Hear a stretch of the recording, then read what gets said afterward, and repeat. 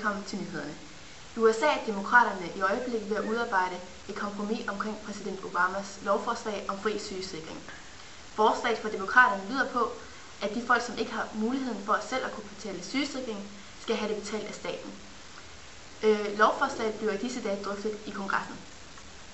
Kongressen er den udøvende magt i USA. Kongressen er delt i to kamre, senatet og repræsentanternes hus. Og Magnus, du fortæller mere om repræsentanternes hus. Jo, tak skal du have, Maria. Og det er sådan kort fortalt, at repræsentanternes hus, der kan man komme med lovforslag og stemme om det, hvorimod man i senatet ikke kan komme med lovforslag. Men for at uddybe og redegøre lidt mere for det, så har vi to eksperter i studiet i dag, som vil fortælle lidt mere om forskellen mellem det danske folketing og repræsentanternes hus og senatet i USA. Ja, jeg vil så starte med at fortælle lidt om USA. Og der folket, de vælger selv kongressen, som består af senatet og repræsentanternes hus. De vælger også selv præsidenten, som der selv vælger det hvide hus personale og sin føderale regering. Han vælger også dommerne til højesteretten, men det bliver kontrolleret af kongressen. De to kontrollerer hinanden. Og højesteret og præsident, de kontrollerer også hinanden.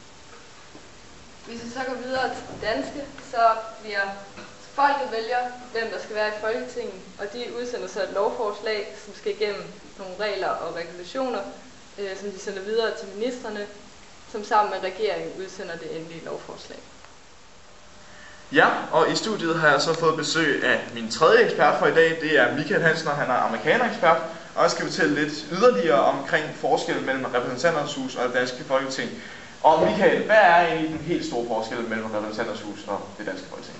Ja, det er, at den første forskel, det er valgsystemet. I USA, der bliver repræsentanterne fra repræsentanternes hus valgt ind på en 2-årig periode i enkeltmandskredsen.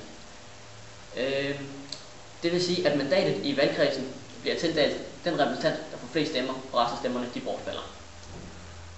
Det er sådan, at valgsystemet i Danmark, det er, at folketingsmedlemmerne bliver valgt på en 4-årig periode ved forholdstalsvalg. Det vil sige, at partierne de skal have så mange mandater som procentvise stemmer. Plus et fordel i Danmark, det er, at vi har mange partier i Folketinget. Det vil sige, at alle politiske standpunkter de bliver repræsenteret. Okay, og hvad er så den partimæssige forskel i forhold til USA? Altså i USA er der kun 2 partier repræsenteret i repræsentanternes hus, hvilket gør, at de 2 partier er nødt til at være meget brede for at nå til alle vælgerne.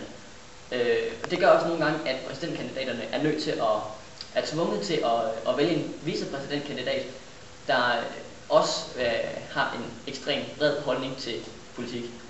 Okay, og det var så været eksemplet ved sidste valg med Sarah Palin. Netop. Men er der så en udpræget magtforskel mellem de 2 instanser? Ja, det er sådan, at ved valgsystemet ved lovsystemet i Danmark, det er det, at de fremstilles i Folketinget, hvor der kommer et forslag, og så bliver det også vedtaget i Folketinget. I USA, der bliver lovene, forslagene i repræsentanternes hus, hvorefter så de skal godkendes i senatet og hos præsidenten. Det er så sådan, at hvis præsidenten ikke kan nedlægge veto mod en lov, men hvis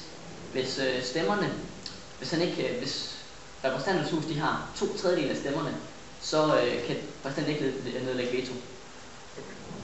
Men der må være en højstående ulempe ved det amerikanske styresystem, i og med at hver stat får tilgivet de her repræsentanter i forhold til indbyggertallet i staten, i forhold til indbyggertallet i hele landet. Det må blive en uligevægt i repræsentanternes hus i forhold til stater som f.eks. Alaska, der kun må få 1 repræsentant. Ja, det er jo klart, det vil selvfølgelig give en uligevægtighed med hensyn til repræsentanterne i huset. Men Alaska vil jo kun få 1 repræsentant, hvorimod Kalifornien vil få 50. Men det bliver jo så gjort op med, at hver stat de får 2 repræsentanter i senatet, og dermed bliver det gjort lige op. Okay, tak skal du have, Michael Hansen, Amerika-ekspert. Det var alt, hvad vi nåede for i dag, og tilbage til dig, Maria. Det var fredagens nyheder, og Lotte står klar med en vejrudsigt. Lotte, bliver det en vild weekend?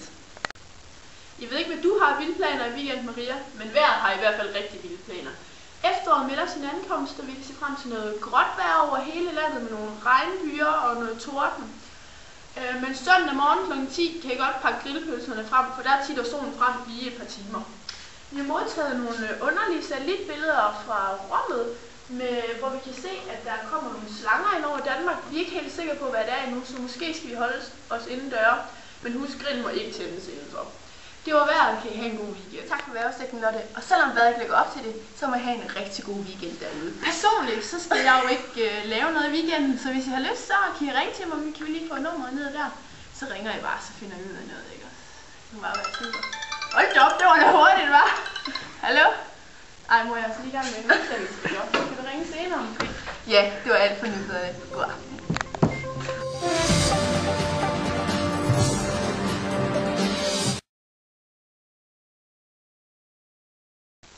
Lotte, tak for en rigtig god vejrudsigt.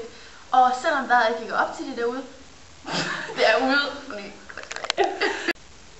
Tak for en vejrudsigt, Lotte.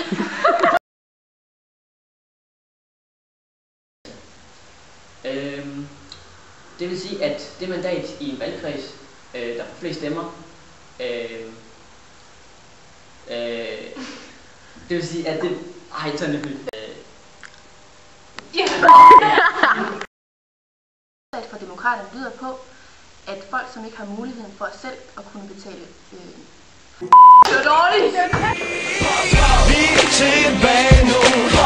På din klub nu. Lad din røv gå sådan her. Lidt mere. Vi er tilbage nu. På din klub nu. Lad din røv gå sådan her. Lidt mere. Jeg er lige kommet hjem fra den vildeste fest. Da jeg vågner til lyden fra en tilfældig sms. Smiler sødt, smiler frækt, smiler meget frækt. Whatever, en lænder besked fra et nummer jeg ikke kender. Og jeg har mere end et stempel på mit håndled. Damn, hvordan kan vi blive ved?